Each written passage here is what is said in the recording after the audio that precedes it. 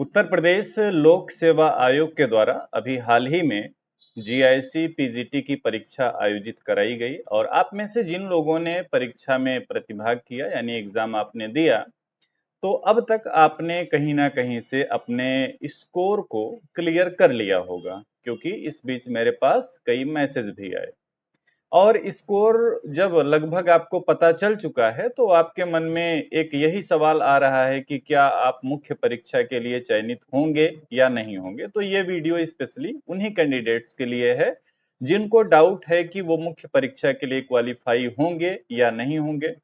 साथ ही साथ इस वीडियो में मैं ये भी बताने वाला हूं कि अगर आप इकोनॉमिक्स सब्जेक्ट से मुख्य परीक्षा देने वाले हैं तो आपकी तैयारी की रणनीति क्या होनी चाहिए, कैसे आप शुरुआत करें। इन सभी मुद्दों पे आज मैं आपके साथ यहाँ पे डिस्कस करने वाला हूँ। तो देखो, सबसे पहले मैं चर्चा इस बात पे करूंगा कि मेंस की आप तैयारी की शुरुआत कैसे करेंगे, है ना। सबसे पहले इसी पे बात करूंगा कि अगर आप जो है मुख्य परीक्षा में शामिल होने वाले हैं तो कैसे इसकी शुरुआत करेंगे। शुरुआत करेंगे कैसे, इस बात को बताने के लिए मैं आपको सबसे पहले दिखाना चाहूंगा जो पिछले विज्ञापन में जीआईसी की मुख्य परीक्षा आयोजित कराई गई थी। तो वो क्वेश्चन पेपर मैं आप सभी को यहाँ पे दिखा रहा हूं और इस क्वेश्चन पेपर को आप देखिए और समझिए कि किस तरीके से आपको अपनी तैयारी जो है वो करनी है। अगर आप देख पा रहे होंगे तो ये आपका क्वेश्चन पेपर है जो पिछली बार हुआ था मुख्य परीक्षा उसका, और यहाँ पे कुल 20 सवाल पूछे जाएंगे और सभी के सभी सवाल अनिवार्य रहेंगे। बाकी आप देख लीजिए कितने वर्ड में क्या लिखना है, कैसे लिखना है, ये आप पढ़ लीजिएगा निर्देश वगैरह। अब देखो, यहाँ पे जो पहला क्वेश्चन आपसे पूछा गया लॉन्ग वाला, वो पूछा गया उपभोक्ता की संस्थिति के संदर्भ में उपयोगिता के गणनावाचक सिद्धांत की कमियों को तटस्थता वक्र सिद्धांत किस प्रकार दूर करता है। ये पहला सवाल आपसे पूछा गया और ये 25 मार्क्स का था, है ना।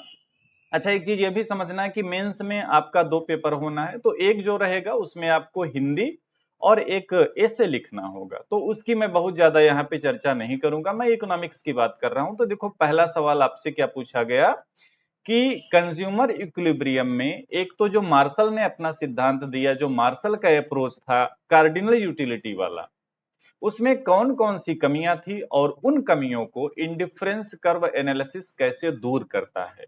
तो देखो, सवाल आपसे बिल्कुल सीधा नहीं पूछा है, थोड़ा सा घुमा के पूछा है। तो लेकिन अगर आपको चीजें पता रहेंगी तो निश्चित तौर पे आप बेहतर करेंगे एग्जाम में। तो ये पहला सवाल हो गया, है ना।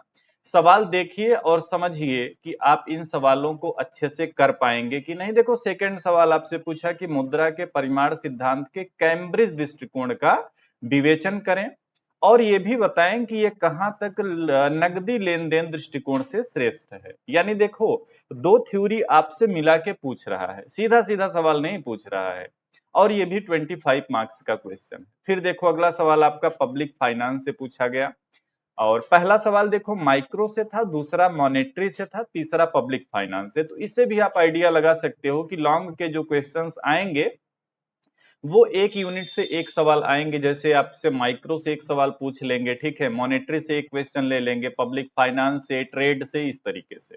तो इन चीजों से आपको एक अपना जो स्ट्रेटजी है वो तैयार करना होगा मेंस एग्जाम के लिए। नेक्स्ट सवाल देखो, आधुनिक राज्यों की वित्तीय नीति में सार्वजनिक व्यय का आर्थिक स्थिरता प्राप्त करने में एक महत्वपूर्ण स्थान है। अब आपको ये भी बताना है कि क्या आप इस बात से एग्री करते हो कि नहीं। अगर आप इस बात से एग्री करते हो तो उसका रीजन भी देना पड़ेगा। तो ये है मुख्य परीक्षा, जहां आपसे सिर्फ नॉलेज नहीं वो पूछ रहे हैं, आपसे आपके विचार भी पूछ रहे हैं। इसीलिए ऐसी परीक्षाओं में बेहतर वही करते हैं जिनके कंसेप्ट क्लियर होते हैं, जिनके पास लिखने की अच्छी क्षमता होती है ना। नेक्स्ट क्वेश्चन की बात करें तो वो है आपका इंटरनेशनल ट्रेड से, और ये कह रहा है कि उरुग्वे दौर के अंतर्गत व्यापार संबंधी बौद्धिक संपदा अधिकारों यानी ट्रिप्स के बारे में आपको बताना है और ये भी बताना है कि भारत जैसी विकासशील अर्थव्यवस्था पे इसका क्या प्रभाव पड़ेगा या पड़ रहा है। तो देखो, सवाल कैसे पूछ रहा है, बिल्कुल सीधा नहीं, है ना। नेक्स्ट देखो, आपका क्वेश्चन जो है ऑलमोस्ट इकोनॉमी से रिलेटेड है। यहाँ पे इंफ्रास्ट्रक्चर के बारे में कह रहा है कि अधोसंरचना का अल्प विकास, यानी जो इंफ्रास्ट्रक्चर है अभी वो उसका जो अल्प विकास है, ये भारत के आर्थिक विकास प्रक्रिया में सबसे प्रमुख अवरोधक तत्व रहा है। क्या आप इस बात से सहमत हैं? यहाँ पे भी आपको बताना है कि आप इस बात से एग्री करते हैं कि नहीं, और अगर करते हैं तो बताइए कि ये प्रॉब्लम आप कैसे सॉल्व करेंगे, उपाय इसका बताइए।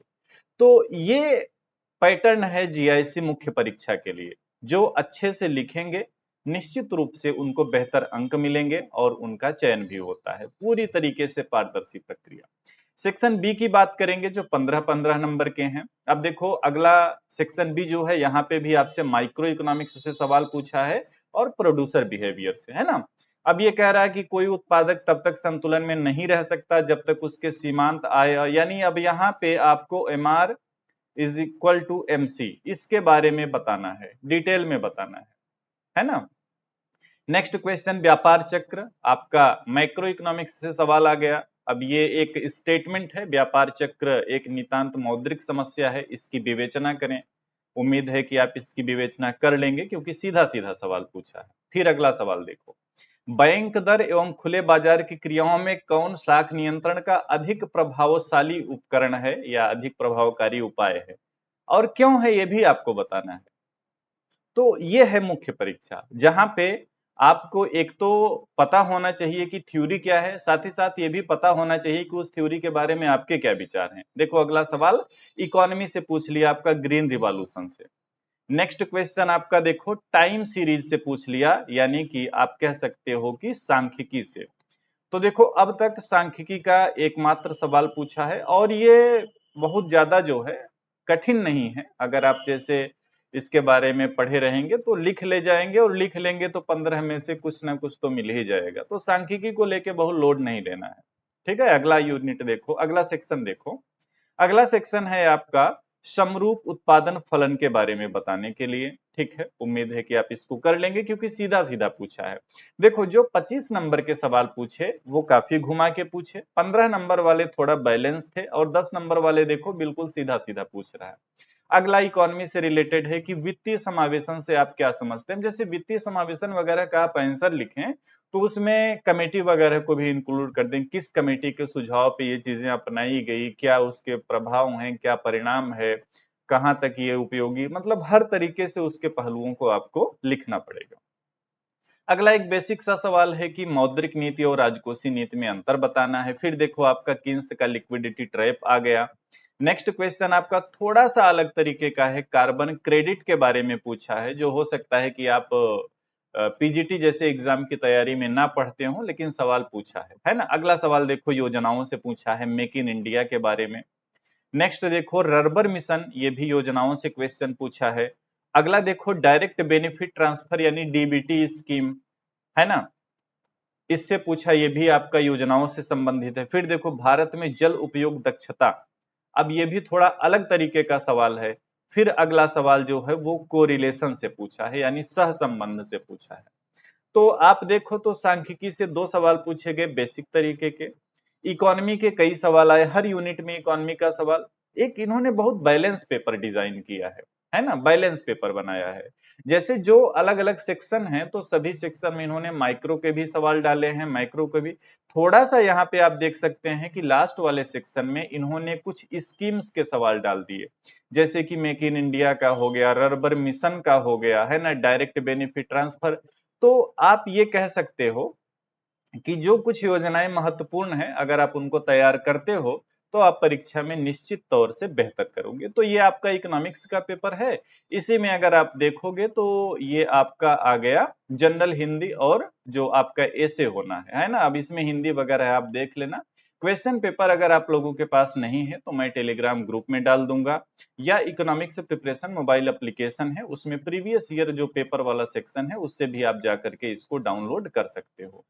तो ये हो गया आपका क्या, क्वेश्चन पेपर, है ना। इतनी चीजें क्लियर हो गई। सबसे पहले आप ये पेपर देखेंगे, उसके बाद चलो आ जाते हैं कि अब आगे क्या करना है। अगर बात करें कि अब आगे क्या करना है तो उसमें सबसे पहला काम आपको ये करना है कि उत्तर प्रदेश लोक सेवा आयोग की वेबसाइट से अर्थशास्त्र मुख्य परीक्षा वैकल्पिक विषय के क्वेश्चन पेपर डाउनलोड करने हैं।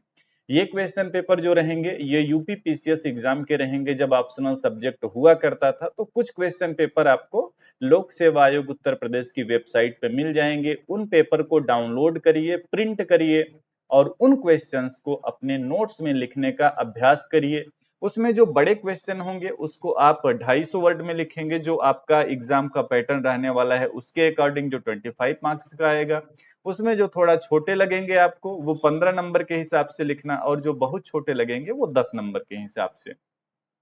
तो जब आप लोक सेवा आयोग के पैटर्न को समझ जाएंगे तब आपको तैयारी करने में और मजा आएगा। बाकी हिंदी और निबंध के लिए कहीं से आप गाइडेंस ले लीजिए, क्योंकि आप इकोनॉमिक्स बैकग्राउंड के हैं। हो सकता है कि आप ऐसे लिखने में या हिंदी को अच्छे से हैंडल करने में उतने कंफर्टेबल ना हो, तो कहीं से गाइडेंस ले लेंगे तो आपके रास्ते जो है चयन के लिए आसान हो जाएंगे, है ना।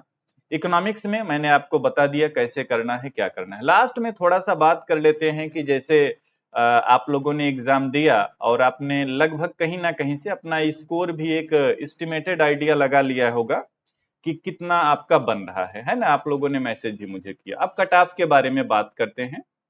तो देखो, कट ऑफ कई चीजों पे निर्भर करती है। एक तो इस पे कि टोटल कैंडिडेट्स कितने शामिल हुए एग्जाम में, टोटल कैंडिडेट्स, ठीक है, जो कि आपको पता है कि इसमें फॉर्म लगभग 17,000 के आसपास पड़े थे। इकोनॉमिक्स में मात्र 32% की अटेंडेंस थी, यानी 5600 प्लस कुछ इसी के आसपास कैंडिडेट्स ने परीक्षा को दिया है। और आपको पता है कि यहाँ पे 40% की क्या है, मिनिमम, है ना, मिनिमम मार्क्स चाहिए 40% का। तो कुछ लोग इसको भी नहीं पार कर पाएंगे। और पिछले वैकेंसी को देखें तो ये सारी चीजों को देखने, समझने और एनालिसिस करने के बाद जो मेरा अनुमान है यूआर कैंडिडेट्स के लिए, वो कट ऑफ ज्यादा नहीं रहने वाली है, 60 से 65 क्वेश्चन के आसपास रहने वाली है ना। इसके ऊपर कट ऑफ बिल्कुल नहीं जाएगी। और ओबीसी कैंडिडेट्स का भी यही रेंज रहेगा, ईडब्ल्यूएस भी इसी के रेंज में रहेंगे। मतलब आप ये मान, अच्छा अगर जैसे आप एससी कैटेगरी हो, एसटी कैटेगरी हो, तो 60 से भी थोड़ा सा नीचे कर सकते हैं। तो कट ऑफ बहुत ज्यादा नहीं जाने वाली है, क्योंकि इसमें एक तो ये है कि नंबर ऑफ कैंडिडेट्स कम थे सेंटर दूर होने की वजह से, साथ ही साथ जो है 40% आपको मिनिमम मार्क्स इसमें लाने हैं, नेगेटिव मार्किंग था।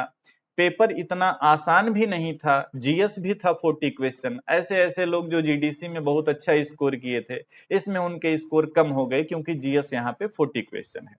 तो ऐसी स्थिति में कट ऑफ ज्यादा जाएगी नहीं। अगर आप इस रेंज में हैं या 60 से 2 क्वेश्चन कम भी हैं, तो भी आप तैयारी शुरू कर दीजिए, क्योंकि अगले 1-2 महीनों में आपका कोई और एग्जाम होगा नहीं।